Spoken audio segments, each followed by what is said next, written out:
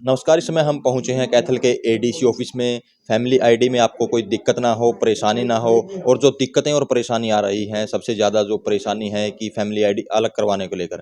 तो किस तरह से जो ऑप्शन है अब खुले हैं, तो जो डिस्ट्रिक्ट इंचार्ज हैं सोमपाल जी वो मौजूद हैं, उनसे जानेंगे कि फैमिली आईडी में इस समय क्या कुछ अपडेट आए हैं और किस तरह से जो लोगों को परेशानी आ रही हैं ताकि वो परेशानियाँ ना आएँ, उनका जल्द से जल्द सॉल्यूशन हो सके। तो आइए पूरी जानकारी के लिए बातचीत कर लेते हैं कि फैमिली आईडी में इस समय क्या कुछ अपडेट है। जी, सोमपाल जी स्वागत है। धन्यवाद जी, आपका बहुत-बहुत स्वागत है हमारे ऑफ़िस में आने के लिए।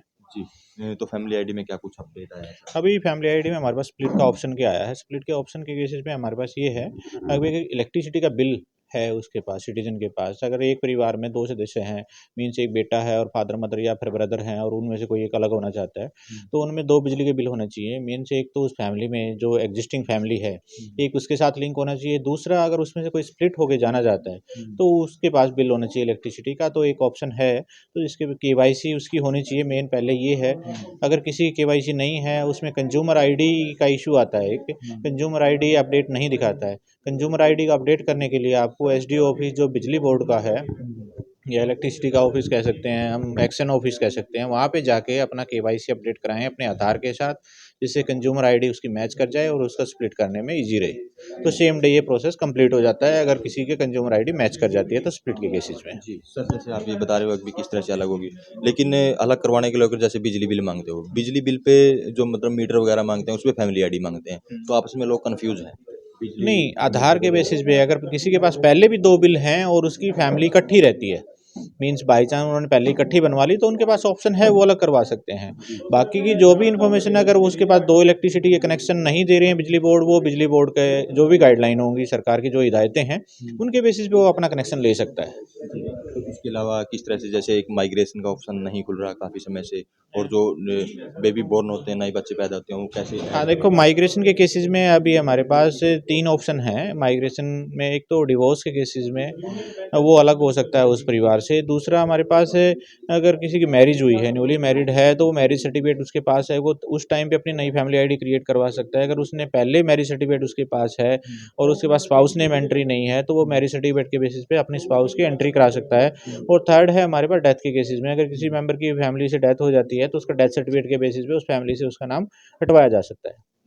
3 ऑप्शन है। और दूसरा आपने जो बेबी वाले के केसेस में था, अभी अभी जो न्यूली बेबी हैं, अभी बॉर्न बेबी हैं, 2 साल के हैं, 3 साल के हैं, फैमिली ने उनका नाम करवाया हुआ बेबी ऑफ जो मदर नेम आगे हम लिखते हैं, तो उस केसेस में हमारे वहाँ मैं सबसे यही रिक्वेस्ट कर रहा हूँ, जिसके पास जिसकी फैमिली में भी बेबी ऑफ उसका मदर नेम लिखा हुआ है, वो अपने बर्थ सर्टिफिकेट के बेसिस पे अपने आधार सेंटर पे जाके और उनका नाम अपडेट करवा लें, जिससे आगे आने वाले टाइम में भी हमें भी दिक्कत नहीं रहेगी, फैमिली आईडी में आपको भी परेशानी नहीं रहेगी। और दूसरा स्कूल में एडमिशन के टाइम जो प्ले स्कूल हैं वहाँ पे भी नाम अपडेट होना है, वो सभी फैमिली आईडी के बेसिस पे चल रहे हैं।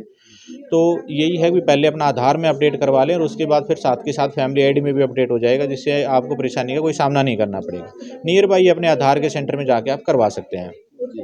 सर अब अगर बात करें ऑफिस में भी आपके ऑफिस में भी काफ़ी अब भी मतलब लोग यहाँ आते हैं तो जब सब कुछ सॉल्यूशन है तो यहाँ क्या कुछ देखो कई चीज़ें हैं अभी जो हम ग्राउंड लेवल पे नहीं है, अवेयर नहीं हैं लोग, तो हम उनसे भी यही रिक्वेस्ट कर रहे हैं कि भाई हम डे बाय डे अपनी इन्फॉर्मेशन भी स्प्रेड कर रहे हैं, न्यूज़ के थ्रू भी दे रहे हैं, आप लोगों के थ्रू भी दे रहे हैं।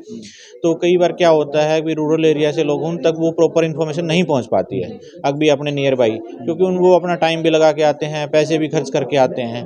हम उनका समाधान करने के लिए बैठे हैं, हम उनको यही रिक्वेस्ट करते हैं कि आप इतनी दूर आए हो तो आपका टाइम भी खर्च हो रहा है, पैसा भी खर्च हो रहा है, तो अपने आसपास अपना कंप्यूटर सेंटर है या सीएससी सेंटर जिसको कहते हैं, उनके पास ट्रिपल पी ऑपरेटर की आईडी होती है और वहाँ पे अपनी करेक्शन मॉड्यूल के थ्रू करवा सकते हैं। बहुत सारी ऐसी चीज़ें हैं जो एआई के बेसिस पे ऑटो मोड पे होती हैं।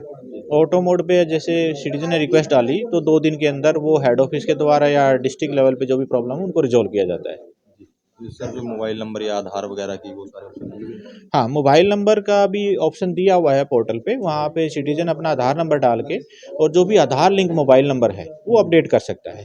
हाँ, एक इशू ये आ रहा है, मैं आपके चैनल के थ्रू बताना चाहूँगा, अभी अवेयर करना चाहूँगा। भाई पहले क्या था, परिवार इकट्ठे रहते थे या एक परिवार में 2 या 3 फैमिलीज़ हैं, मीन्स फादर मदर हैं, 2 ब्रदर हैं, उन्होंने क्या किया कि एक ही फ़ोन नंबर सभी परिवार के सदस्यों के साथ लिंक करवा दिया। अब क्या है सॉफ्टवेयर में ये ऑप्शन है कि वो एक मोबाइल नंबर एक ही परिवार के साथ लगा रहेगा, बाकी से वो ऑटोमेटिकली वहाँ से रिमूव हो जाएगा।